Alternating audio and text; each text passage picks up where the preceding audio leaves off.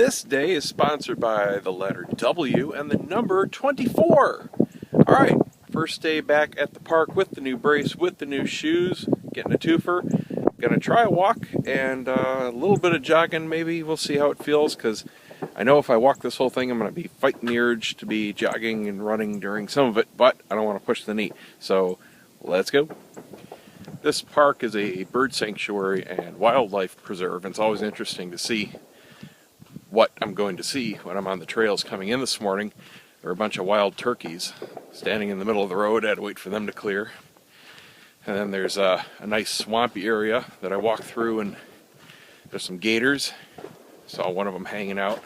It had been raining this morning, so everything's really fresh smelling out here.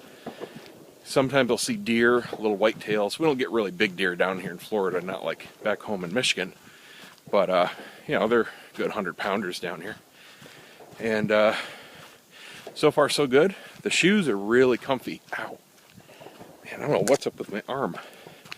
Just holding the phone up like this, I get this little twinge after a minute. Anyway, the shoes are really comfy. And this was the first time I drove in them. There's so much support that it's really hard to feel the pedals. And I drive a Mini, and it's a stick shift. And it's a drive-by-wire car, so there's no mechanical linkage. The accelerator is a very light electronic pedal, so I was over-revving a little bit on the shifts because I couldn't feel when I was touching the pedal or not. But I'll get used to them. Very, very nice brace. Don't feel anything with the knee yet. Just doing walking, of course, right now. But the shoes are really soaking up the ground. I can't really feel the little bumps. Not that the old shoes were uncomfortable in that regard, but I can tell these have a lot better support. And definitely better grip. They're not slipping on stuff quite as much. Mile 1 done, 19 minutes and some odd seconds, so definitely going pretty slow here, just kind of taking it easy. I feel the knee every time I put my foot down, especially on this rough terrain. I'm going over lots of roots and stuff. There's parts of this trail that are ungroomed, they're just natural, so you know, it's not like pavement or the end of it where there's boardwalk. But definitely, even with the shoes, walking is not anywhere near as low impact as the cycling, where I completely forgot I had any problem with it yesterday on the bike.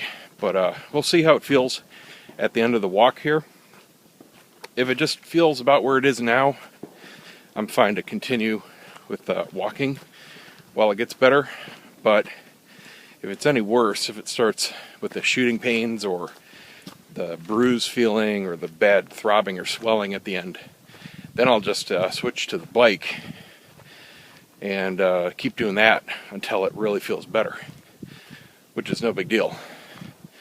I was going to bike some, mix it up anyway, but I'll just not do any of the walking until it feels better. I really feel it when I twist it. Like when I twist my foot and it twists the knee a little bit. Oh, it just feels like somebody whacks me right in the front with a bat or something. So anyway, let's get mile 2 done. I'm somewhere around 1.5 miles in, coming back up around the other side here. And there's a section there where I go uphill a little bit. And that's when I was getting a little sharp needle pain kind of behind the kneecap. So I will definitely be doing biking for the next several days, since that went beautifully. And I will wait on the walking and running until it feels better all on its own, because the walking is definitely aggravating it to the point where it's not painful, but it's not going to be getting better like I think it will while I do the biking. So one of you made a good comment. I do need to get a mirror. And it's funny, as I was doing the ride yesterday, all the stuff from back in the day, I was remembering stuff. The way I was feeling, the way I used to do certain things, certain equipment I had. One was the mirror. I had a really nice helmet back then. Can't find anything like they made back then now. It seems to be you've got 2 choices. You got the funny cutout foam kind that looks like a freaking Mario mushroom. That's what I got. Or you get the whole Kaiser helmet looking thing. But I had one that was kind of like the shape of the foam one I have now, but it was a thin plastic shell over it. And it was just a little more aerodynamic, it looked more like a cap. Had a little visor in the front. It was really comfy too. These foam ones aren't, because I had a felt fabric liner inside my old one, and with this foam one, my hair is getting caught in everything, in the foam and in the slats and in the support system, which works well. It's a great fitting helmet. I'm not complaining about it, but it pulls my hair. So when the helmet shifts, it tugs on my hair. And my old one back in the day didn't do that. But two things I remember is the mirror.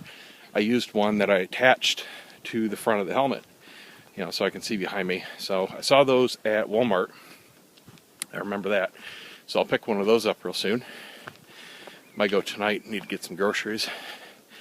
And the other thing was, back in the day, I had switched my front gears to elliptical.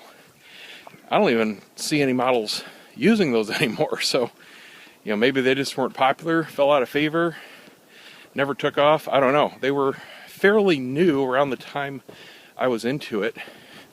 I have no idea how long they lasted, but instead of being round in the front, driving the chain, they were oval, like a jelly bean shaped.